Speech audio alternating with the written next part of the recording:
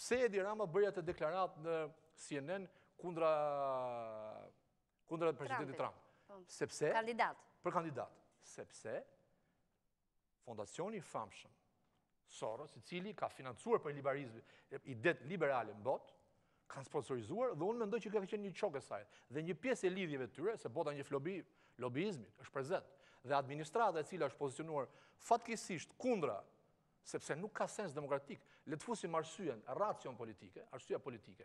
Nuk mund të thot një vend që është kulmi i demokracisë, që mund të hyjë zgjedhje edhe pa opozitën, se do t'i njohim. Kjo do të çojë në krizë. Atëherë vetëm si Amerika tankë. Kemi deklaratën të Jisot. Vetë përjashtimi dëmton partinë. Është pjesë administratës, ne e shpresojmë ato që tha zotëria më parë. Po kujt do t'i besojmë? Nuk do i besojmë administratës. Kjo është përket administratës vjetër. Jo, pra nuk qëndron. Administratës vjetër, pse kujt është? Ju nuk e dini që Sorosi në Shqipëri ka qenë i pozicionuar dhe kundër PD. Absolutisht po. Kjo është publike. Nuk e di, më rezulton, po. Pasi ke informacion shumë tonë. Po nuk e di që ka qenë kundër PD-s. Apo të drejtuesve të lartë PD-s. Ta mbaroj dhe të vi në këtë pikë.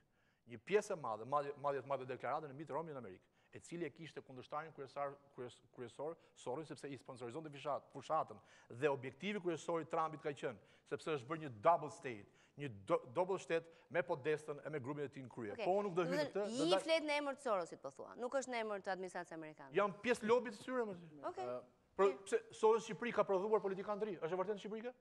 Më thuaj fakt. Ju në Partinë Demokratike duhet ta dini këtë. Unë nuk vingas, unë nuk e njoh fare. Jo, në Partinë Demokratike kanë përshtypjen që e dinë shumë mirë se kanë dalë nga mbështetja financiare. Në Shqipëri, idet liberale edhe në botë, madje edhe në Argjentinë, që është bërë problemi i madh, unë i kam lexuar shumë histori për atë, kanë investuar dhe mirë kanë bërë, nuk kanë ndonjë gjë. Por linja e tyre duke krijuar kontaktet, pra lobet krijojnë kontaktet. Dhe të gjithë ata që po dalin kundër opozitës sot në Shqipëri, nuk ka sens. Kaq e thjeshtë është, kaq simplise është që këta janë të Sorosit edhe flasin në këtë. Këtë po e bëni ju kështu që doni. Jo, po dua ta kuptoj. Unë po them këtë gjë, që pozicioni i ambasadorit në Shqipëri është pozicion i njëanshëm. I njëanshëm. Nuk mund të thuash. Absolutisht po. Po i zotit Gji? I njëanshëm. Që demi po. Patjetër. Se po gjendja ju ka qenë. Dakor. Amerika e njëanshme. Jo, Amerika është e madhe. Ja ta mbaroj.